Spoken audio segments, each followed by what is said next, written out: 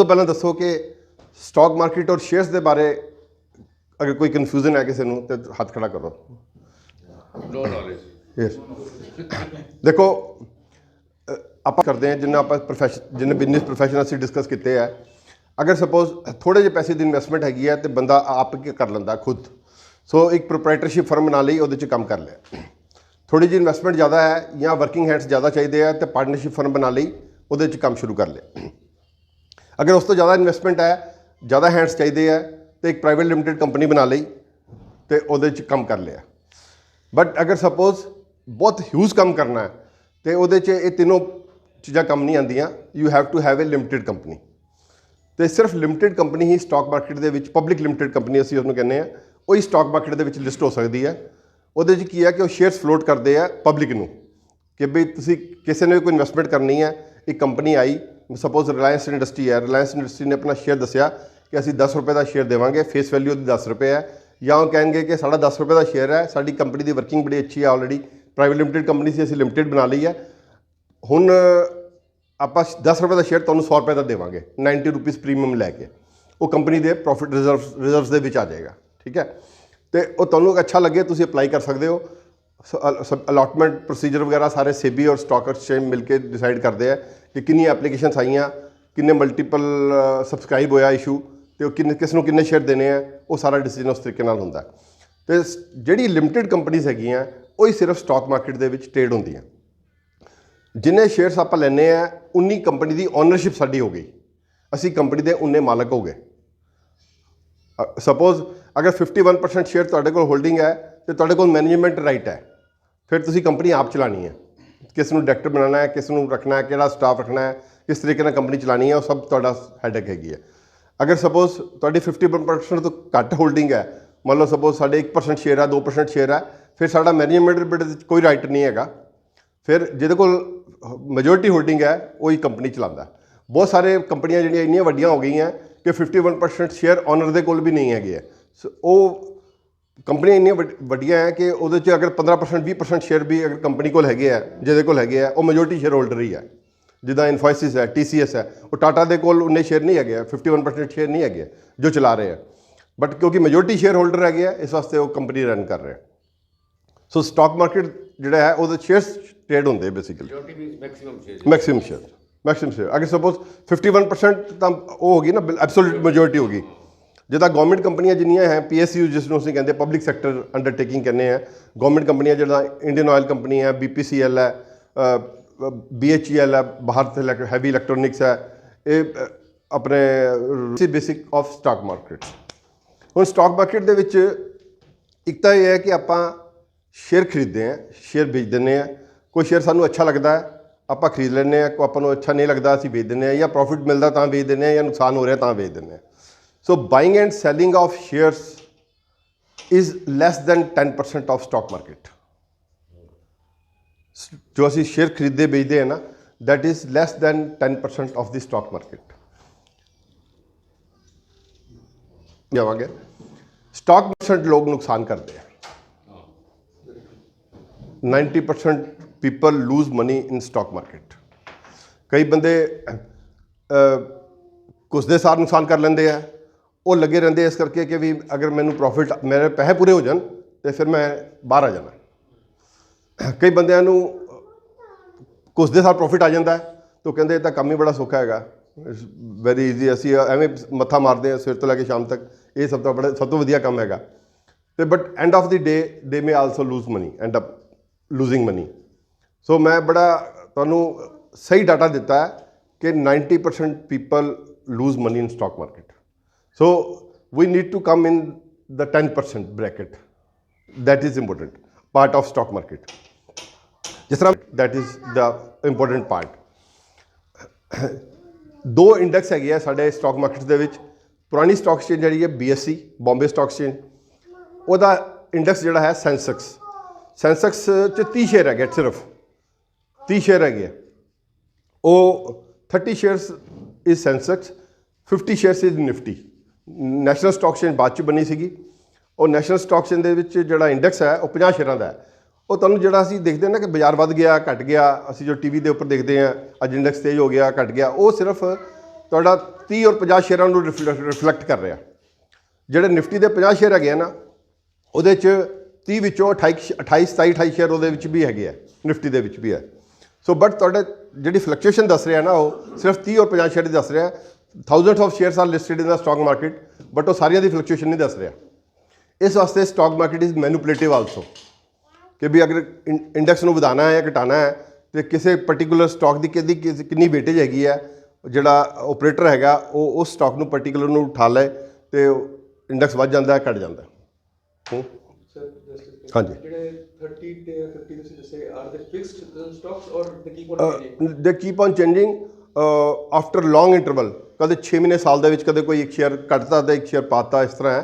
But otherwise 90% plus shares ਹੋਈ ਹੈ। And who ਡਿਸਾਈਡਸ that? Stock exchange and SEBI. SEBI is controller of stock markets, all stock markets. Security Exchange Board of India. ਸੋ ਉਹਦੇ 'ਚ ਕੀ ਹੈ ਕਿ ਹੁਣ recently ਇੱਕ ਉਹਨਾਂ ਨੇ ਉਹਦਾ ਸ਼ੇਅਰ ਅਡਾਨੀ ਐਂਟਰਪ੍ਰਾਈਜ਼ ਐਡ ਕੀਤਾ ਤੇ ਇੰਡੀਆ ਸੀਮੈਂਟ ਕੱਢਤਾ। ਤੇ ਉਹ ਬੜਾ ਰੈਗੂਲਰ ਫ੍ਰੀਕੁਐਂਸੀ ਤੇ ਨਹੀਂ ਹੁੰਦਾ, ਬਹੁਤ ਰੇਅਰ ਹੁੰਦਾ। ਮਤਲਬ ਸਾਲ 'ਚ ਇਸ ਤਰ੍ਹਾਂ ਦੀ ਚੇਂਜਿਸ ਜਿਹੜੀਆਂ ਇੱਕ ਅੱਧੀ ਵਾਰੀ ਹੁੰਦੀ ਹੈ, ਨਾਟ ਜ਼ਿਆਦਾ ਨਹੀਂ ਹੁੰਦੀ। ਸੋ ਬੇਸਿਕ ਸਟਾਕਸ ਉਹੀ ਰਹਿੰਦੇ ਆ ਇੰਡੈਕਸ ਦੇ ਵਿੱਚ। ਤੁਸੀਂ ਅਗਰ ਅੱਜ ਕੱਲ੍ਹ ਤਾਂ ਗੂਗਲ 'ਤੇ ਸਭ ਕੁਝ ਮਿਲ ਜਾਂਦਾ ਹੈ। ਤੁਸੀਂ ਨਿਫਟੀ ਦੇ ਸਟਾਕਸ ਟਾਈਪ ਕਰੋਗੇ, ਤੁਹਾਨੂੰ ਨਿਫਟੀ ਦੇ 50 ਸਟਾਕਸ ਆ ਜਾਣਗੇ। ਸੈਂਸੈਕਸ ਟਾਈਪ ਕਰੋਗੇ, 30 ਸਟਾਕ ਤੁਹਾਡੇ ਸੈਂਸੈਕਸ 'ਤੇ ਆ ਜਾਣਗੇ। ਬਟ ਹੁਣ ਜਿਹੜਾ future and options is 90% of the stock market, future and options. ਜਿਹੜੀ ਨਿਫਟੀ ਔਰ ਸੈਂਸੈਕਸ ਦੀ ਮੈਂ ਗੱਲ ਕੀਤੀ ਹੈ ਨਾ, ਜਿਹੜਾ ਇੰਡੈਕਸ ਰਿਫਲੈਕਟ ਕਰਦਾ, ਉਹ ਇੰਡੈਕਸ ਦੇ ਵਿੱਚ ਵੀ ਟ੍ਰੇਡਿੰਗ ਹੁੰਦੀ ਹੈ। ਨਿਫਟੀ ਦੇ ਵਿੱਚ ਵੀ ਤੁਸੀਂ ਨਿਫਟੀ ਬਾਈ ਕਰ ਸਕਦੇ ਹੋ, ਨਿਫਟੀ ਸੈਲ ਕਰ ਸਕਦੇ ਹੋ। ਸੈਂਸੈਕਸ ਬਾਈ ਕਰ ਸਕਦੇ ਹੋ, ਸੈਂਸੈਕਸ ਸੈਲ ਕਰ ਸਕਦੇ ਹੋ। ਸੋ ਜਿਹੜੀ ਟ੍ਰੇਡਿੰਗ ਨਿਫਟੀ ਦੇ ਵਿੱਚ ਹੁੰਦੀ ਹੈ, ਇੱਕ ਆਪਸ਼ਨ ਹੈਗੀਆਂ ਜਿਹੜੀ ਸਭ ਤੋਂ ਜ਼ਿਆਦਾ ਸਮਝਦੀ, ਜਿਹਦੇ ਵਾਸਤੇ ਮੰਗਾਇਆ। ਪਹਿਲਾਂ ਤਾਂ ਦੇਖੋ, ਫਿਊਚਰ ਦੇ ਵਿੱਚ ਲੋਟ ਸਾਈਜ਼ ਹੁੰਦਾ। ਸਪੋਜ਼ ਰਿਲਾਇੰਸ ਦਾ 250 ਸ਼ੇਅਰ ਦਾ ਲੋਟ ਹੈ। ਤੁਸੀਂ ਅਗਰ ਫਿਊਚਰ ਬਾਈ ਕਰਨਾ ਹੈ ਤਾਂ ਤੁਸੀਂ 250 ਸ਼ੇਅਰ ਘੱਟੋ ਘੱਟ ਤੁਹਾਨੂੰ ਬਾਈ ਕਰਨੇ ਪੈਣੇ ਆ। ਅਗਰ ਸਪੋਜ਼ PNB ਹੈ, 16000 ਸ਼ੇਅਰ ਦਾ ਲੋਟ ਹੈ, ਤੇ ਤੁਸੀਂ PNB ਪਰਚੇਜ ਕਰਨਾ ਹੈ ਤੇ 16000 ਸ਼ੇਅਰ ਪਰਚੇਜ ਕਰਨੇ ਪੈਣੇ ਆ। ਉਹਦੇ 'ਚ ਘੱਟ ਨਹੀਂ ਵੱਧ ਨਹੀਂ ਕਰ ਸਕਦੇ ਤੁਸੀਂ। ਉਹ ਜਿਹੜਾ ਲੋਟ ਸਾਈਜ਼ ਹੈ ਉਹ ਵੀ ਰੈਗੂਲਰ ਇੰਟਰਵਲ 'ਤੇ ਚੇਂਜ ਹੁੰਦਾ ਰਹਿੰਦਾ, ਬਿਕੋਜ਼ ਸਟਾਕ ਮਾਰਕੀਟ ਦੀ ਮਨਸ਼ਾ ਇਹ ਹੈ ਕਿ ਜਿਹੜਾ ਇੱਕ ਫਿਊਚਰ ਦਾ ਲੋਟ ਹੈ ਉਹ 6-7 ਲੱਖ ਰੁਪਏ ਦੇ ਵਿੱਚ ਰਹੇ, 6-7-8 ਲੱਖ ਰੁਪਏ ਦੇ ਵਿੱਚ ਰਹੇ, ਕਿਉਂਕਿ ਪ੍ਰਾਈਸ ਫਲਕਚੁਏਟ ਹੁੰਦੀ ਰਹਿੰਦੀ ਹੈ। ਇਸ ਵਾਸਤੇ ਲੋਟ ਸਾਈਜ਼ ਚੇਂਜ ਹੁੰਦੇ ਰਹਿੰਦੇ। ਸੋ ਤੁਸੀਂ ਫਿਊਚਰ ਦੇ ਵਿੱਚ ਕੰਮ ਕਰਨਾ, ਜਿੱਦਾਂ ਸ਼ੇਅਰ ਪਰਚੇਜ ਕਰਦੇ ਹੋ ਨਾ, ਉਸ ਤਰ੍ਹਾਂ ਹੀ ਫਿਊਚਰ ਪਲੱਸ ਕਰ ਸਕਦੇ ਹੋ, ਖਰੀਦ ਸਕਦੇ ਹੋ, ਵੇਚ ਸਕਦੇ ਹੋ। ਬਟ ਫਿਊਚਰ ਦੇ ਵਿੱਚ ਪ੍ਰੋਪਰ ਲੋਟ ਸਾਈਜ਼ ਦੇ ਵਿੱਚ ਹੀ ਪਰਚੇਜ ਸੇਲ ਹੋਏਗੀ। ਇੱਕ ਲੋਟ ਲੈ ਲਓ, 2 ਲੈ ਲਓ, 4 ਲੈ ਲਓ, ਬਟ ਅੱਧਾ ਲੋਟ ਨਹੀਂ ਲੈ ਸਕਦੇ। ਅੱਧਾ ਲੋਟ ਨਹੀਂ ਲੈ ਸਕਦੇ, ਉਹਦੇ ਵਾਸਤੇ ਤੁਹਾਨੂੰ ਕੈਸ਼ ਮਾਰਕੀਟ ਦੇ ਵਿੱਚ ਹੀ ਸ਼ੇਅਰ ਲੈਣੇ ਪੈਣੇ। 7 to 8 ਲੱਖ ਸਮਝ ਕੇ ਲਓ ਅੱਜ ਦੇ ਦਿਨ। ਹਾਂ। ਅਗਰ ਸਪੋਜ਼ ਤੁਸੀਂ ਨਿਫਟੀ ਪਰਚੇਜ ਕਰਨੀ ਹੈ ਤੇ ਨਿਫਟੀ ਦਾ ਲੋਟ ਹੈ 50 ਸ਼ੇਅਰ ਦਾ। ਇੱਕ ਬੈਂਕ ਨਿਫਟੀ ਵੀ ਹੈ, ਬੈਂਕ ਨਿਫਟੀ 25 ਦਾ ਲੋਟ ਹੈ, 25 ਦਾ। ਬੈਂਕ ਨਿਫਟੀ ਦੇ ਵਿੱਚ ਸਿਰਫ 12 ਸ਼ੇਅਰ ਹੈਗੇ ਆ, ਮੇਨ ਜਿਹੜੇ ਬੈਂਕਾਂ ਦੇ ਸ਼ੇਅਰ ਹੈਗੇ ਆ। ਬੈਂਕ ਨਿਫਟੀ 'ਚ ਤੁਸੀਂ ਪਰਚੇਜ ਕਰ ਸਕਦੇ ਹੋ, ਨਿਫਟੀ ਵੀ ਪਰਚੇਜ ਕਰ ਸਕਦੇ ਹੋ। ਵੇਚਣਾ ਹੀ ਪੈਣਾ। ਹਾਂ, ਉਹ ਸਕੇਅਰ ਆਫ ਹੋ ਜਾਏਗਾ, ਨਹੀਂ ਤਾਂ ਡਿਲੀਵਰੀ 'ਚ ਕਨਵਰਟ ਹੋ ਜਾਏਗਾ। ਅੱਛਾ, ਨਹੀਂ ਤਾਂ ਡਿਲੀਵਰੀ 'ਚ ਕਨਵਰਟ ਹੋ ਜਾਏਗਾ। ਅਗਰ ਤੁਸੀਂ ਫਿਊਚਰ ਪਲੱਸ ਕੀਤਾ ਹੋਇਆ, ਡਿਲੀਵਰੀ ਸ਼ੇਅਰ ਆ ਜਾਣਗੇ ਤੁਹਾਡੇ ਅਕਾਊਂਟ 'ਚ। ਨਹੀਂ ਦੇਖੋ, ਜਿਹੜਾ ਸ਼ੇਅਰ ਪਰਚੇਜ ਕਰਦੇ ਹੋ ਉਹਦੇ ਵਾਸਤੇ ਤੁਹਾਨੂੰ ਫੁੱਲ ਪੇਮੈਂਟ ਦੇਣੀ ਪੈਂਦੀ ਹੈ। ਜਿਹੜਾ ਫਿਊਚਰ ਪਰਚੇਜ ਕਰਨਾ ਉਹ ਮਾਰਜਨ ਦੇ ਕੇ ਹੋ ਜਾਂਦਾ। ਸਪੋਜ਼ ਤੁਹਾਨੂੰ ਡਿਫਰੈਂਟ ਸ਼ੇਅਰਸ ਦਾ ਡਿਫਰੈਂਟ ਮਾਰਜਨ ਹੈ। ਕਿਸੇ ਦਾ 10%, 15%, 20%। ਇੱਕ ਫਿਊਚਰ ਦਾ ਤੁਸੀਂ ਲੋਟ ਲੈਣਾ, ਮੰਨ ਲਓ 8 ਲੱਖ ਦਾ ਲੋਟ ਹੈ, ਤੇ ਤੁਹਾਨੂੰ 1 ਲੱਖ 1.5 ਲੱਖ ਰੁਪਏ ਦੇ ਕੇ ਤੁਸੀਂ ਉਹ ਲੈ ਸਕਦੇ ਹੋ। ਅੱਛਾ, ਉਹ ਫਿਰ ਫੁੱਲ ਪੇਮੈਂਟ ਮੰਥ ਇਹ ਲਾਸਟ ਥਰਸਡੇ ਤੱਕ ਫੁੱਲ ਪੇਮੈਂਟ ਕਰਨੀ ਪਏਗੀ। ਲਾਸਟ ਥਰਸਡੇ ਤੱਕ ਅਗਰ ਤੁਸੀਂ ਨਹੀਂ, ਉਹ ਕਰਨੀ ਪਏਗੀ। ਨਹੀਂ, ਵਾਲਾ ਚੱਕਰ ਨਹੀਂ ਹੈ। ਅਦਰਵਾਈਜ਼ ਤੁਹਾਡੇ ਅਕਾਊਂਟ 'ਚ ਸਟਾਕ ਆ ਗਏ ਤੇ ਉਹ ਬ੍ਰੋਕਰ ਫਿਰ ਸਟਾਕ ਤੁਹਾਡੇ ਸੈਲ ਕਰ ਦੇਗਾ। ਇਹ ਪ੍ਰੋਫਿਟ ਬੁੱਕ ਵੀ ਨਾ ਹੋਇਆ ਤੇ ਤੁਸੀਂ ਉਹਨੂੰ ਸਟਾਕ ਕਰ ਲਈ। ਅੱਛਾ, ਪ੍ਰੋਫਿਟ ਵੀ ਹੋ ਸਕਦਾ, ਲਾਸ ਵੀ ਹੋ ਸਕਦਾ। ਹਾਂ, ਪ੍ਰੋਫਿਟ ਲਾਸ ਤੁਸੀਂ ਇਨ ਬਿਟਵੀਨ ਵੀ ਜਦ ਮਰਜ਼ੀ ਵੇਚ ਸਕਦੇ ਹੋ। ਅੱਜ ਤੁਸੀਂ ਫਿਊਚਰ ਦਾ ਲੋਟ ਲਿੱਤਾ, ਤੁਸੀਂ ਅੱਜ ਵੀ ਵੇਚ ਸਕਦੇ ਹੋ, ਕੱਲ੍ਹ ਵੀ ਵੇਚ ਸਕਦੇ ਹੋ, ਜਦ ਮਰਜ਼ੀ ਵੇਚ ਸਕਦੇ ਹੋ। But last Thursday of the month is the settlement date. ਉਸ ਦਿਨ ਤੁਹਾਨੂੰ ਸਕੇਅਰ ਆਫ ਕਰਨਾ ਹੀ ਪਏਗਾ, ਉਹਦੇ 'ਚ ਕੋਈ ਚੋਇਸ ਨਹੀਂ ਹੈ। ਨਹੀਂ, ਰਜਿਸਟਰੀ ਕਰਾਣੀ ਪੈਣੀ। ਇਹਦੇ ਸਪੈਕਟਰਮ ਫਾਇਦਾ ਹੋ ਰਿਹਾ ਹੈ, ਨੁਕਸਾਨ ਹਾਂ, ਹੋ ਰਿਹਾ ਹੈ। ਫਾਇਦਾ ਹੋ ਰਿਹਾ, ਨੁਕਸਾਨ ਹੋ ਰਿਹਾ। ਫਿਰ ਤੁਸੀਂ ਅਗਲੇ ਮਹੀਨੇ ਦਾ ਲੈ ਸਕਦੇ ਹੋ, ਬਾਈ ਚਾਂਸ ਤੁਸੀਂ ਕੈਰੀ ਕਰਨਾ ਚਾਹੁੰਦੇ ਹੋ। Sir, last Thursday of month मतलब from the day you purchase या नहीं, कभी भी परचेज किया आपने?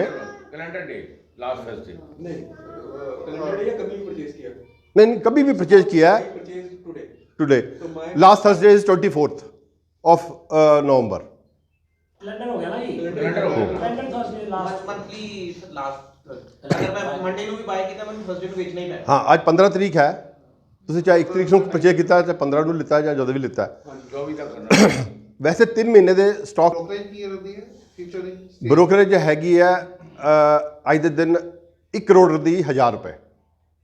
1 ਕਰੋੜ ਰੁਪਏ ਦਾ ਕੰਮ ਕਰਨ ਵਾਸਤੇ 1000 ਰੁਪਏ 0.1 ਹਾਂ 0.01 ਮਤਲਬ ਇੱਕ ਟਾਈਮ ਤੇ ਅਸੀਂ 1.5% ਤੇ ਕੰਮ ਕੀਤਾ ਹੋਇਆ ਹੈ। ਮਤਲਬ ਅੱਜ ਦੇ ਦਿਨ ਬ੍ਰੋਕਰ 1.5 ਲੱਖ ਤੋਂ 1000 ਰੁਪਏ ਆ ਗਏ ਹਾਂ ਹਾਂ ਕਿਉਂਕਿ ਉਹ ਜਿਸ ਵੇਲੇ ਅਸੀਂ ਬ੍ਰੋਕਰੇਜ ਲੈਵਲ ਜ਼ਿਆਦਾ ਹੁੰਦੇ ਸੀਗੇ ਉਸ ਵੇਲੇ ਕਦੇ ਪ੍ਰੈਜੈਂਟੇਸ਼ਨ ਦੇਣ ਦੀ ਲੋੜ ਨਹੀਂ ਪਈ ਤੇ ਉਹ ਇੰਨੇ ਕੁ ਪੈਸੇ ਘਰ ਬੈਠੇ ਆ ਜਾਂਦੇ ਸੀਗੇ ਕਿ ਜਿੰਨੇ ਖਰਚ ਕਰ ਵੀ ਹੋ ਜਾਂਦੇ ਸੀ ਤੇ ਸੇਵ ਵੀ ਹੋ ਜਾਂਦੇ ਸੀ। ਸੋ ਹੁਣ ਕੀ ਹੈ ਕਿ ਬ੍ਰੋਕਰੇਜ ਲੈਵਲ ਇੰਨੇ ਜ਼ਿਆਦਾ ਡਾਊਨ ਚਲੇ ਗਏ ਹੈ ਕਿ ਬੰਦਾ ਕਹਿੰਦਾ ਯਾਰ ਕੱਲੀ ਬ੍ਰੋਕਰੇਜ ਨਾਲ ਕੰਮ ਨਹੀਂ ਚੱਲਦਾ ਤੇ you need to do something more this is because more brokers worth buying ਹਾਂ ਸੋ ਫ੍ਰੀ ਚ ਜਿਹੜੀ ਚੀਜ਼ ਮਿਲਦੀ ਹੈ ਐਟਲੀਸਟ ਉਹਦੇ ਵਾਸਤੇ ਤਾਂ ਅੱਖ ਨੱਕ ਕੰਨ ਖੋਲਣੇ ਚਾਹੀਦੇ ਕਿ ਯਾਰ ਫ੍ਰੀ ਚ ਕਿਉਂ ਮਿਲ ਰਹੀ ਹੈ। ਸਮਟਾਈਮਸ ਉੱਥੇ ਤੁਹਾਡੀ ਟ੍ਰੇਡਿੰਗ ਵੀ ਬੰਦ ਹੋ ਜਾਂਦੀ ਹੈ ਕਿਉਂਕਿ ਉਹਨਾਂ ਨੇ ਐਕਸਚੇਂਜ ਨਾਲ ਸਵੇਅਰ ਆਫ ਨਹੀਂ ਕੀਤਾ ਹੁੰਦਾ ਮਤਲਬ स्टॉक ਹੁੰਦਾ ਹੀ ਤੁਹਾਨੂੰ ਦਿਖਾਤੇ ਹੀ ਹੈ ਉਹਦੇ ਮੈਂ ਉਹੀ ਕਹਿ ਰਿਹਾ ਤੁਹਾਡੇ ਜਿਹੜੀ ਪੁਆਇੰਟ 1 ਹੈ ਪੁਆਇੰਟ 2 ਹੈ ਉਹਦੇ ਕਰਕੇ ਵੀ ਬ੍ਰੋਕਰੇਜ ਤੁਹਾਡਾ ਜਿਹੜਾ ਕਹਿੰਦੇ ਤੁਸੀਂ ਘੱਟ ਹੋਇਆ ਉਹਦੇ ਕਰਕੇ ਹਾਂ ਡੈਫੀਨਿਟਲੀ ਦੇਖੋ ਵੋਲਿਊਮਸ ਕਿੰਨੇ ਕਿ ਇਨਕਰੀਜ਼ ਹੋਏ ਆ देखो वॉल्यूम का गल इस तरह है कि दानिया मैडम एक बार एक साल में बॉम्बे स्टॉक एक्सचेंज की टर्नओवर 10,000 करोड़ रुपए क्रॉस कर गई थी एक साल में। तो उन्होंने टॉप फ्लोर पे जाके वो कबूतर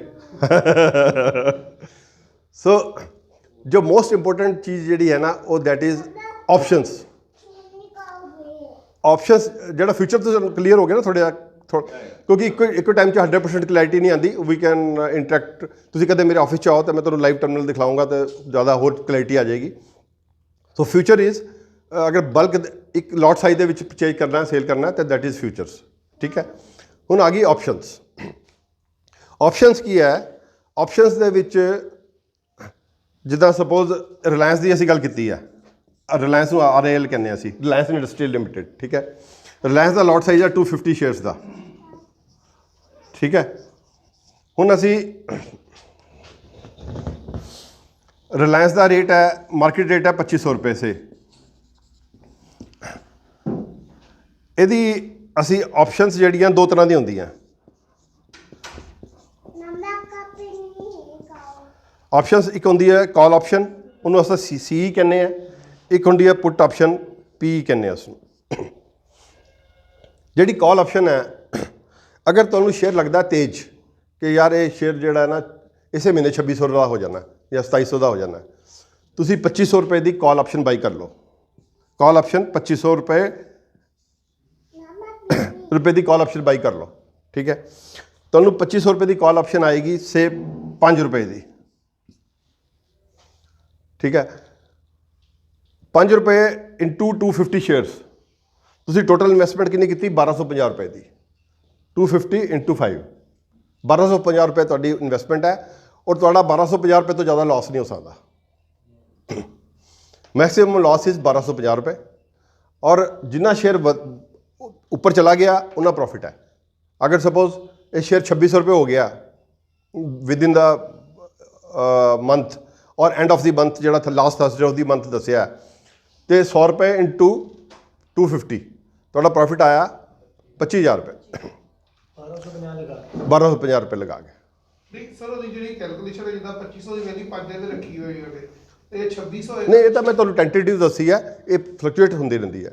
ਇਹ 2500 ਵੀ ਫਲਕਚੁਏਟ ਹੁੰਦੇ, ਇਹ ਵੀ ਫਲਕਚੁਏਟ ਹੁੰਦਾ। ਇਹ ਤਾਂ ਮੈਂ ਤੁਹਾਨੂੰ ਇੱਕ ਐਗਜ਼ਾਮਪਲ ਦੇਣ ਵਾਸਤੇ ਰੱਖੀ ਹੈ। ਤੁਸੀਂ ਇੱਕ ਇਹਦੀ ਵੈਲਿਊ ਜਿੱਦਾਂ ਤੁਸੀਂ 5 ਰੁਪਏ ਡਿਕਲੇਅਰ ਕੀਤੀ ਹੈ ਕਾਲ ਦੇ ਵਿੱਚ ਤੇ ਜਿੱਦਾਂ 2600 ਹੋਏਗਾ ਤੇ 6 ਹੋਏਗੀ 7 ਹੋਏਗੀ ਕਿ ਜਿਸ ਵੇਲੇ 2600 ਹੋਏਗਾ ਇਹਦੀ ਰੇਟ ਹੋ ਜਾਏਗੀ 110 5 रुपये। ਅੱਛਾ ਜੀ ਅੱਛਾ 100 ਨਾਲ ਐਡ ਹੋ ਜਾਣਾ। ਹਾਂ ਹਾਂ ਜਿੱਦਾਂ ਜੋ ਵੈਲਿਊ ਹਾਂ। ਹੈਗੀ ਹੈ ਦੀ ਹਾਂ ਰਫਲੀ ਨਹੀਂ ਹੋ ਜਾਣੀ ਹੈ। ਤੁਸੀਂ ਇਸ ਇਹਨੂੰ ਵੀ ਐਜ਼ ਇਟ ਇਜ਼ ਵੇਚ ਸਕਦੇ ਹੋ ਜਦ ਮਰਜ਼ੀ। ਕਾਲ ਨੂੰ ਕਾਲ ਵੀ ਤੁਸੀਂ ਜੋ ਪਰਚੇਜ ਕੀਤੀ ਹੈ ਜਦ ਮਰਜ਼ੀ ਵੇਚ ਸਕਦੇ ਹੋ ਵਿਦ ਇਨ ਦਾ ਮੰਥ। ਠੀਕ ਹੈ ਅਗਰ ਤੁਹਾਨੂੰ ਇਹ ਸ਼ੇਅਰ ਲੱਗਦਾ ਕਿ ਇਹ ਡਾਊਨ ਆਏਗਾ ਇਸੇ ਮਹੀਨੇ 'ਚ 2400 रुपये ਰਹਿ ਜਾਣਾ ਰੇਟ ਤੇ ਤੁਸੀਂ ਪੁੱਟ ਆਪਸ਼ਨ ਬਾਈ ਕਰ ਲਓ।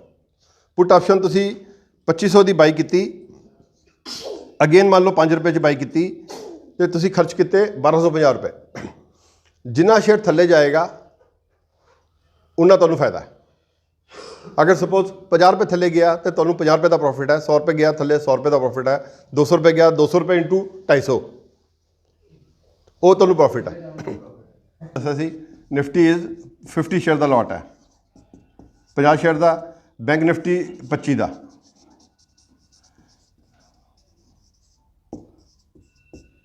ਜਿਹੜਾ ਤੁਸੀਂ ਵੋਲਿਊਮ ਦੇਖਿਆ ਸੀ ਨਾ, ਉਹ ਵੋਲਿਊਮ ਇੱਥੋਂ ਆਉਂਦਾ, ਇੱਥੋਂ ਆਉਂਦਾ ਵੋਲਿਊਮ ਦੇਖ ਕੇ ਹੈਰਾਨੀ ਹੋਈ ਸੀ ਨਾ ਕਿ ਇਹ ਬੈਂਕ ਨਿਫਟੀ ਔਰ ਨਿਫਟੀ ਦੀ ਜਿਹੜੀ ਫਿਊਚਰ ਔਰ ਆਪਸ਼ਨਸ ਦੇ ਵਿੱਚ ਜੋ ਕੰਮ ਹੋ ਰਿਹਾ ਹੈ, that is 60% and in some cases more than 60% of the stock market. ਔਰ ਫਿਊਚਰ ਐਂਡ ਆਪਸ਼ਨਸ ਜਿਹੜੇ ਸ਼ੇਅਰਾਂ ਦਾ ਕੰਮ ਹੁੰਦਾ ਹੈ, ਪਰਟੀਕੂਲਰ ਸ਼ੇਅਰਸ ਦਾ, ਕਿਸੇ ਰਿਲਾਇੰਸ, ਟਾਟਾ, TCS, ਇਨਫੋਸਿਸ ਜਾਂ ਕਿਸੇ ਵੀ ਸ਼ੇਅਰ ਦਾ ਕੰਮ ਹੁੰਦਾ, that is 30% is future options. Stock market ਜਿਹੜਾ ਆਮ ਇਨਵੈਸਟਰ ਜਿਹੜੇ 'ਚ ਕੰਮ ਕਰਦੇ ਆ ਜਾਂ ਰਿਟੇਲ ਇਨਵੈਸਟਰ ਕੰਮ ਕਰਦਾ, that is less than 10% of the market. ਜਿਹੜਾ ਰਿਟੇਲ ਇਨਵੈਸਟਰ ਹੈ ਉਹਨੂੰ ਲੱਗਦਾ ਯਾਰ ਇਹ ਸਟਾਕ ਮਾਰਕੀਟ ਬੜੀ ਕੰਪਲੀਕੇਟਿਡ ਚੀਜ਼ ਹੈ, ਨਹੀਂ ਸਮਝੇ, ਉਹਦੇ ਵਾਸਤੇ ਕੰਪਲੀਕੇਟਿਡ ਹੈ ਨਹੀਂ, ਉਹਨੇ ਕੰਪਲੀਕੇਟਿਡ ਬਣਾਈ ਹੋਈ ਹੈ। ਜਿਹੜਾ ਰਿਟੇਲ ਇਨਵੈਸਟਰ ਹੈ ਜਿਹਨੇ 10, 20, 50 ਹਜ਼ਾਰ, ਲੱਖ, 2 ਲੱਖ, 5 ਲੱਖ ਰੁਪਏ ਲਗਾਉਣੇ ਹੈ, ਕੰਮ ਕਰਨਾ, ਪ੍ਰੋਫਿਟ ਲਾਸ ਦੇਖਣਾ, ਉਹਦੇ ਵਾਸਤੇ ਬੜੀ ਸਿੰਪਲ ਚੀਜ਼ ਹੈ, ਅੱਛੇ ਸਟਾਕ ਲਓ, ਉੱਪਰ ਜਾਂਦਾ ਵੇਚ ਦਿਓ, ਥੱਲੇ ਆਂਦਾ ਲੈ ਲਓ। ਇਹ ਹੈ ਬਸ ਟੋਟਲ ਥਿਊਰੀ ਇਹ ਹੈ। ਅੱਛੇ ਸਟਾਕ ਲਓ, ਪਹਿਲੀ ਗੱਲ ਹੈ ਅੱਛੇ ਸਟਾਕ ਲਓ। ਔਰ ਸਟਾਕ ਜਿਹੜਾ ਹੈ ਅਗਰ ਨਿਫਟੀ ਦੇ ਸਟਾਕ ਲਓਗੇ ਉਹਨੇ ਉੱਪਰ ਥੱਲੇ ਹੋਣਾ ਹੀ ਹੈ। ਕਈ ਵਾਰੀ ਨਾ ਸਟਾਕ ਸ਼ੇਅਰ ਨਾਲ ਅਸੀਂ ਚਿਪਕ ਜਾਂਦੇ ਹਾਂ, ਕਹਿੰਦੇ ਮੈਂ ਤਾਂ ਲੈ ਕੇ ਰੱਖਿਆ ਜੀ ਲੌਂਗ ਟਰਮ ਵਾਸਤੇ। ਉਹ ਕੰਸੈਪਟ ਹੁਣ ਸਟਾਕ ਮਾਰਕੀਟ 'ਚ ਖਤਮ ਹੋ ਚੁੱਕੀ ਹੈ ਮੇਰੇ ਹਿਸਾਬ ਨਾਲ, ਕਿ ਵੀ ਸਟਾਕ ਲੈ ਕੇ ਰੱਖ ਲਿਆ 5 ਸਾਲ 10, ਅਗਰ 50 ਦਾ ਸ਼ੇਅਰ ਲਿੱਤਾ ਹੈ, 25% ਵੱਧ ਗਿਆ, 25% ਵੇਚ ਦਿਓ, 50% ਵੱਧ ਗਿਆ 50% ਵੇਚ ਦਿਓ, ਅਗਰ ਡਬਲ ਹੋ ਗਿਆ ਤਾਂ ਸਾਰਾ ਸਟਾਕ ਵੇਚ ਦਿਓ, ਮੁੜ ਕੇ ਦੁਬਾਰਾ ਇੱਕ ਕੁੰਭ ਦਾ ਮੇਲਾ ਨਹੀਂ ਹੈਗਾ, ਦੁਬਾਰਾ ਮੁੜ ਕੇ ਆ ਜਾਏਗਾ, ਠੀਕ ਹੈ ਕਿ ਨਹੀਂ। ਔਰ ਸਟਾਕ ਮਾਰਕੀਟ ਜਿਹੜੀ ਇਨਵੈਸਟਮੈਂਟ ਜਾਂ ਟ੍ਰੇਡਿੰਗ ਹੈਗੀ ਹੈ ਨਾ, ਮੈਂ ਕਹਿੰਦਾ ਸ਼ੇਅਰ ਜਿਹੜੇ ਹੈ ਨਾ ਉਹ ਲੈਣੇ ਚਾਹੀਦੇ ਆ ਗਰਲਫ੍ਰੈਂਡ ਦੀ ਤਰ੍ਹਾਂ, ਬੀਵੀ ਦੀ ਤਰ੍ਹਾਂ ਨਹੀਂ ਲੈਣੇ ਚਾਹੀਦੇ। ਮਤਲਬ ਲੈ ਕੇ ਬੈਠਣਾ ਨਹੀਂ ਹੈ, ਬਸ ਵਿਹਲੇ ਹੋ ਜਾਣਾ, ਸਮਝ ਗਏ ਕਿ ਨਹੀਂ। ਸੋ ਇਹ ਕੰਸੈਪਟ ਬਹੁਤ, ਕਿਉਂਕਿ ਇਹ ਸਾਰੇ ਫੰਡੇ 10% 'ਚ ਆਉਣ ਵਾਸਤੇ ਹੈ।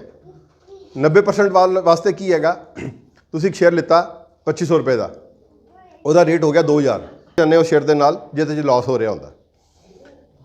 ਹਾਂਜੀ ਸਰ, ਇਹ ਕਿਵੇਂ ਡਿਸਾਈਡ ਹੋਏਗਾ ਕਿ ਮੈਂ ਕਿੰਨੇ ਲਾਸ ਦੇ ਉੱਤੇ, ਸਪੋਜ਼ ਅੱਜ ਸ਼ੇਅਰ ਲਿਆ ਹੈ, ਉਹ ਅਗਰ ਮੰਨ ਲਓ ਇੱਕ ਸ਼ੇਅਰ 150 200 ਰੁਪਏ ਦਾ ਲਿੱਤਾ ਹੈ, ਉਹ 10 ਰੁਪਏ ਕਿਸ ਦਿਨ ਘਟ ਗਿਆ, ਵੋਲੈਟਿਲਿਟੀ ਆ ਗਈ, 10 ਰੁਪਏ ਘਟ ਗਿਆ, so I should be selling it right at that point. ਅੱਜ ਮੰਨ ਲਓ ਸਪੋਜ਼ ਤੁਸੀਂ ਇੱਕ ਸਟਾਕ ਖਰੀਦਿਆ 2500 ਰੁਪਏ ਦਾ, ਤੁਸੀਂ ਅਗਰ 2550 ਹੋ ਗਿਆ ਤਾਂ ਵੇਚਣਾ ਹੈ, ਠੀਕ ਹੈ, ਤੇ ਲਾਸ 50 ਰੁਪਏ ਤੋਂ ਜ਼ਿਆਦਾ ਨਹੀਂ ਕਰਨਾ। ਜਿੰਨੀ ਪ੍ਰੋਫਿਟ ਦੀ ਮਨਸ਼ਾ ਦੇ ਨਾਲ ਸਟਾਕ ਲਿੱਤਾ ਨਾ, maximum loss limit is that, ਠੀਕ ਹੈ। ਬੈਸਟ ਇਜ਼ ਇੱਕ the advice of the adviser ਆਪ ਸਾਈਡ ਅਸੀਂ ਕਰ ਵੀ ਸਕਣਾ। ਇਹ ਹੁਣ ਤੁਸੀਂ ਦੇਖੋ, ਆਪਾਂ ਜੋ ਮੈਂ ਪ੍ਰੈਜੈਂਟੇਸ਼ਨ ਹਾਲੇ ਤੱਕ ਦਿੱਤੀ ਹੈ ਉਹਦੇ ਹਿਸਾਬ ਨਾਲ ਤੁਹਾਨੂੰ ਲੱਗਦਾ ਹੈ ਕਿ ਤੁਹਾਨੂੰ ਕੀ ਲੱਗਦਾ ਹੈ ਇਹਦੇ 'ਚ, ਤੁਸੀਂ ਦੱਸੋ ਕਿ ਜਿਹੜੀ ਕਾਲ ਔਰ ਪੁੱਟ ਮੈਂ ਸਮਝਾਈ ਹੈ ਤੁਹਾਨੂੰ, ਇਹ ਪਲੱਸ ਕਰਨਾ ਜ਼ਿਆਦਾ, ਖਰੀਦਣਾ ਜ਼ਿਆਦਾ ਫਾਇਦੇਮੰਦ ਹੈ ਕਿ ਵੇਚਣਾ ਜ਼ਿਆਦਾ ਫਾਇਦੇਮੰਦ ਹੈ, ਤੁਹਾਨੂੰ ਕੀ ਲੱਗਦਾ? ਵੇਚਣ ਦੇ ਵਿੱਚ ਲਾਸ ਅਨਲਿਮਿਟਿਡ, ਲਾਸ ਅਨਲਿਮਿਟਿਡ ਹੈ, ਮੇਰੇ ਖਿਆਲ ਉਹਦੇ ਨਾਲ ਫਿਰ ਪ੍ਰੋਫਿਟ ਵੀ ਅਨਲਿਮਿਟਿਡ ਨਹੀਂ, ਪ੍ਰੋਫਿਟ ਅਨਲਿਮਿਟਿਡ ਮੇਰੇ ਖਿਆਲ ਪਰਚੇਜ਼ ਨਾਲ ਹੁੰਦਾ, ਪਰਚੇਜ ਨਾਲ ਹੁੰਦਾ। ਹਾਂ, ਸੋ ਲਾਸ ਤਾਂ ਫਿਰ ਮਿਨੀਮਮ ਲਾਸ ਤਾਂ ਇਹੀ ਹੈ, ਮਿਨੀਮਮ ਲਾਸ ਇਹੀ ਹੈ, ਠੀਕ ਹੈ ਕਿ ਨਹੀਂ। ਐਪਰੈਂਟਲੀ ਆਪਾਂ ਨੂੰ ਇਹ ਲੱਗਦਾ ਹੈ ਕਿ ਜਿਹੜਾ ਆਪਸ਼ਨ ਅਸੀਂ ਪਰਚੇਜ ਕਰਕੇ ਚੱਲੀਏ ਤੇ that is more beneficial to us, ਕਿਉਂਕਿ ਸਾਡਾ ਲਾਸ ਲਿਮਿਟਿਡ ਹੈ, ਠੀਕ ਹੈ ਕਿ ਨਹੀਂ। ਔਰ ਮੈਂ ਅੱਜ ਤੱਕ ਲਾਈਫ 'ਚ ਕਦੇ ਕੋਈ ਆਪਸ਼ਨ ਪਰਚੇਜ ਨਹੀਂ ਕੀਤੀ। Sir, I think that depends कि भी market का trend ਕੀ ਹੈ, ਤੁਸੀਂ like what ਦੋਨੋਂ ਚੀਜ਼ਾਂ ਤੁਸੀਂ anticipate ਕਰ ਰਹੇ ਹੋ ਕਿ ਇਹ ਚੀਜ਼ ਵਧਣ ਦੇ ਚਾਂਸ ਹੈ, ਦੂਸਰੇ ਚੀਜ਼ ਹੈ ਤਾਂ ਤੁਹਾਨੂੰ ਪਤਾ ਹੈ ਡਾਊਨ ਜਾਣ ਦੇ ਚਾਂਸ ਹੈਗਾ, ਹੈ ਨਾ। ਇਹ ਤੁਹਾਡੀ ਮਤਲਬ ਪ੍ਰੈਡਿਕਸ਼ਨ ਹੈ, ਉਹਦੇ ਉੱਪਰ ਡਿਪੈਂਡ ਕਰਦਾ ਕਿ ਕਿਹੜੀ ਆਪਸ਼ਨ ਬੈਟਰ ਹੈ। ਬਿਲਕੁਲ ਠੀਕ ਹੈ। ਸੋ ਬੇਸਿਕਲੀ ਯੂ ਕਾਂਟ ਇਕੁਏਟ ਕਿ ਕਿਹੜੀ ਚੀਜ਼ ਬੈਟਰ ਹੈ, ਕਿਹੜੀ ਚੀਜ਼ ਮਾੜੀ, ਮਤਲਬ ਉਹਦਾ ਉਸ ਪਾਰਟਿਕੂਲਰ ਟ੍ਰੇਡ ਦਾ ਜਾਂ ਮਾਰਕੀਟ ਦਾ, ਪਾਰਟਿਕੂਲਰ ਸਟਾਕ ਦਾ, ਇਸ ਮਾਰਕੀਟ ਦਾ ਕੀ ਬਿਹੇਵੀਅਰ ਕੀ ਹੈ, ਉਸ ਤੇ ਡਿਪੈਂਡ ਕਰੇਗਾ।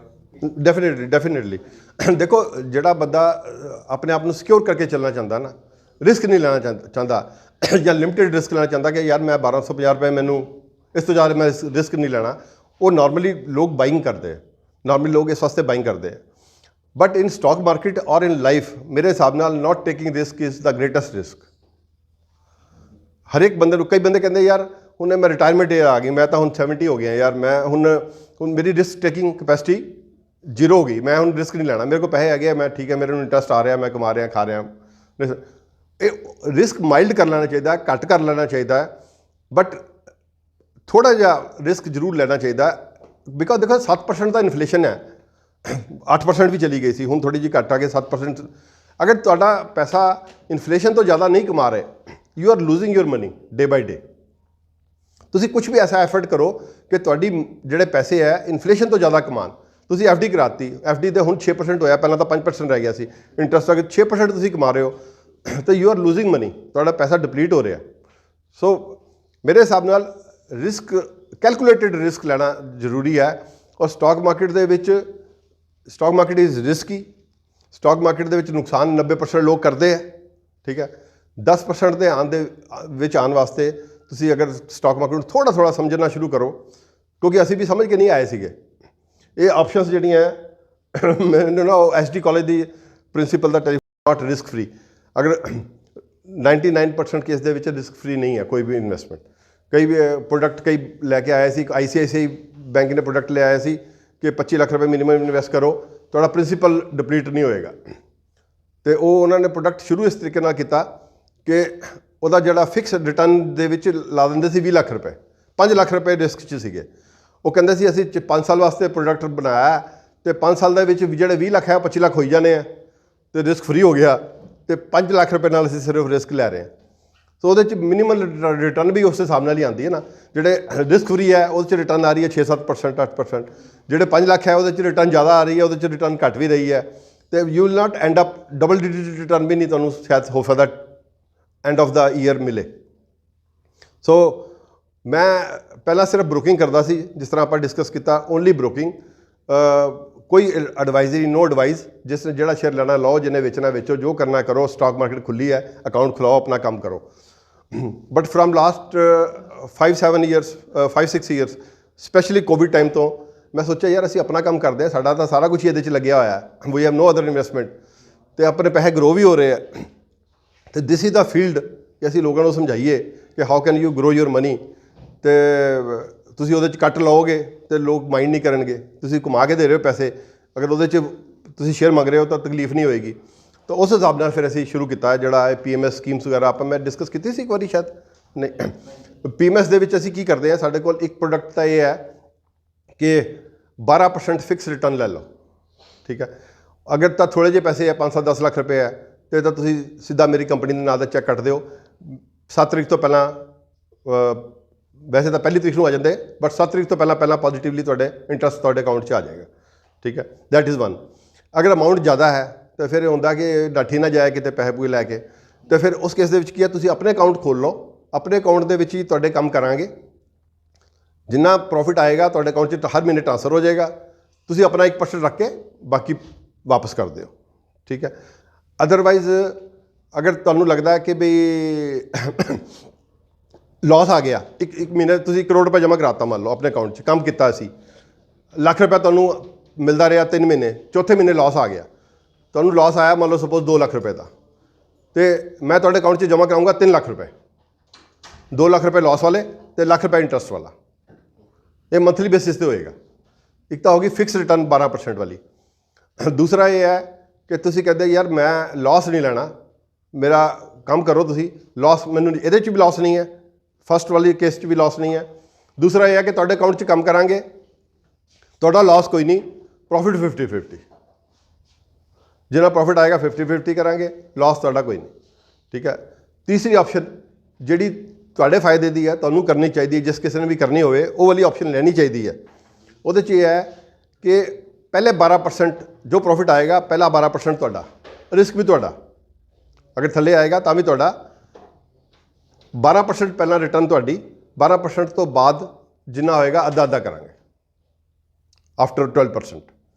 ਜਿਹੜੇ PMS ਅਕਾਊਂਟ ਮੇਰੇ ਕੋਲ ਇਸ ਵੇਲੇ ਚੱਲ ਰਹੇ ਹੈ, ਉਹਦੇ ਵਿੱਚ ਪਹਿਲਾਂ 36% ਤੋਂ ਘੱਟ ਰਿਟਰਨ ਨਹੀਂ ਸੀ, ਮਗਰ ਹੁਣ ਇੱਕ ਅਕਾਊਂਟ 'ਚ 30% ਰਹਿ ਗਈ ਹੈ, ਤਾਂ ਮੈਂ 30% 'ਤੇ ਆ ਗਿਆ ਹੁਣ। ਵੈਸੇ ਤਾਂ ਮੇਰੇ ਕਿਸੇ ਅਕਾਊਂਟ 'ਚ 50% ਤੋਂ ਜ਼ਿਆਦਾ ਵੀ ਹੈ, ਬਟ 30% ਤੋਂ ਘੱਟ ਰਿਟਰਨ ਅੱਜ ਤੱਕ ਟੱਚਵੁੱਡ ਕਿਸੇ ਵੀ ਅਕਾਊਂਟ 'ਚ ਨਹੀਂ ਹੈ। 30% ਤੋਂ ਘੱਟ ਰਿਟਰਨ, 30% ਰਿਟਰਨ ਦਾ ਮਤਲਬ ਇਹ ਹੋਇਆ ਕਿ ਪਹਿਲੇ 12% ਤੁਹਾਨੂੰ ਮਿਲ ਗਏ, ਬਾਕੀ ਜਿਹੜੇ 18% ਬਚੇ 9% ਉਹਦੇ 'ਚੋਂ ਮਿਲ ਗਏ, ਅਤੇ you will and up getting 21%। ਹਾਂਜੀ। ਸੋ ਇਹ ਅਸੀਂ ਪ੍ਰੋਡਕਟ ਲਿਆਂਦੇ ਆ ਤੁਹਾਡੇ ਵਾਸਤੇ ਨਹੀਂ, ਆਪਣੇ ਵਾਸਤੇ, ਤੁਹਾਨੂੰ ਨਾਲ ਫਾਇਦਾ ਹੋ ਸਕਦਾ।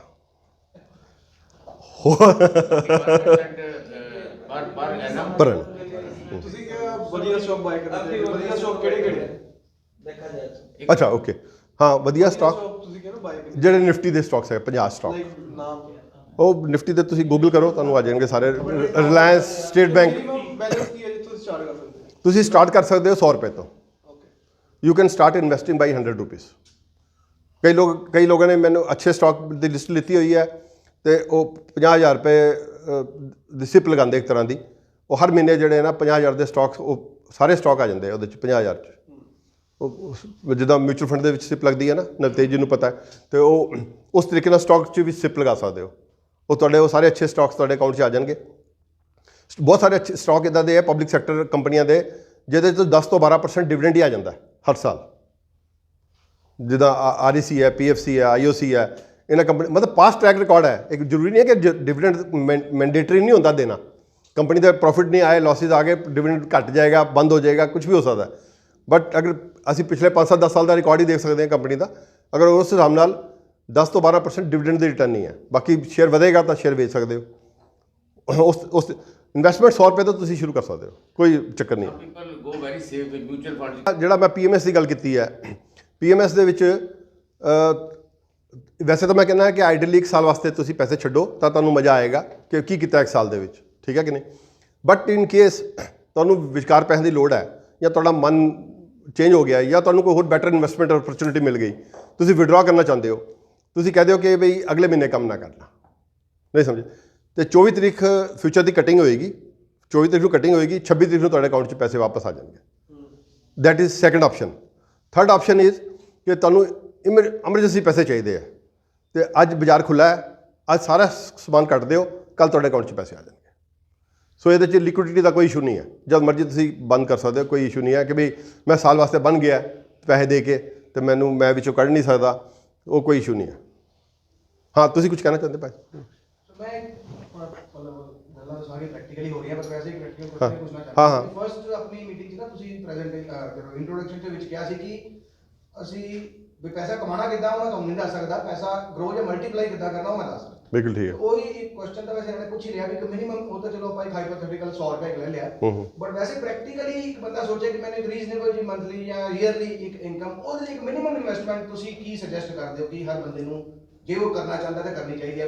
50,000 ਲੱਖ 2 ਲੱਖ ਇੱਕ ਬੇਸਿਕ ਅਮਾਉਂਟ ਜਿਹਨਾਂ ਲਈ ਰੀਜ਼ਨੇਬਲ ਅਮਾਉਂਟ ਪ੍ਰੋਫਿਟ ਦੇ ਵਿੱਚ ਉਹਨੂੰ ਲੱਗੇ ਕਿ ਅਨੁਸਾਰ। ਦੇਖੋ, ਪ੍ਰੋਫਿਟ ਜਿਹੜਾ ਆਉਣਾ ਹੈ that is in percentage of your investment, ਔਰ ਤੁਸੀਂ ਕਿੰਨੇ ਪੈਸੇ ਸਪੇਅਰ ਕਰ ਸਕਦੇ ਹੋ ਉਹ ਤੁਹਾਡੀ ਆਪਣੀ ਇੰਡੀਵਿਜੂਅਲ ਕੈਪੈਸਿਟੀ ਦੇ ਉੱਪਰ ਜਾਂ ਇੱਛਾ ਦੇ ਉੱਪਰ ਡਿਪੈਂਡ ਕਰਦਾ, ਠੀਕ ਹੈ ਨਾ।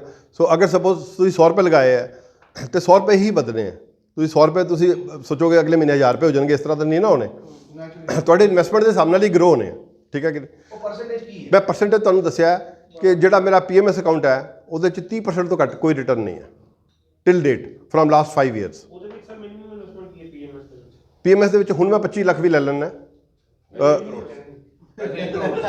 ਮਿਨੀਮਮ 25 ਲੱਖ ਹਾਂ ਹੁਣ ਲੈ ਲੈਣਾ, ਮਗਰ ਮੈਂ ਉਹ ਵੀ ਇਸ ਵਾਸਤੇ ਲੈ ਲੈਣਾ ਕਿਉਂਕਿ ਮੈਨੂੰ ਪਤਾ ਜਿਹਨੇ 25 ਲੱਖ ਰੁਪਏ ਲਾਇਆ ਉਹਨੇ 4 ਮਹੀਨੇ ਬਾਅਦ 50 ਲੱਖ ਕਰ ਦੇਣੇ ਆ, ਔਰ 6 ਮਹੀਨੇ ਬਾਅਦ ਉਹਨੇ 50 ਕਰੋੜ ਹੀ ਕਰ ਦੇਣਾ। ਉਹਨੇ ਕਹਿਣਾ ਯਾਰ ਇਹ ਠੀਕ ਹੈ ਕੰਮ, ਠੀਕ ਹੈ ਨਾ। ਉਸ ਕੌਨਫੀਡੈਂਸ ਦੇ ਨਾਲ ਮੈਂ 25 ਲੱਖ ਲੈ ਲੈਣਾ। ਮਤਲਬ ਜਿਹਦੇ ਕੋਲ 25 ਲੱਖ ਤੋਂ ਘੱਟ ਉਹ ਤਾਂ ਉਸ 'ਚ ਜਾ ਹੀ ਨਹੀਂ ਸਕਦਾ, PMS 'ਚ ਨਹੀਂ ਆ ਉਹਦੇ ਸਕਦਾ। ਲਈ ਕੀ ਆਪਸ਼ਨ ਹੈ?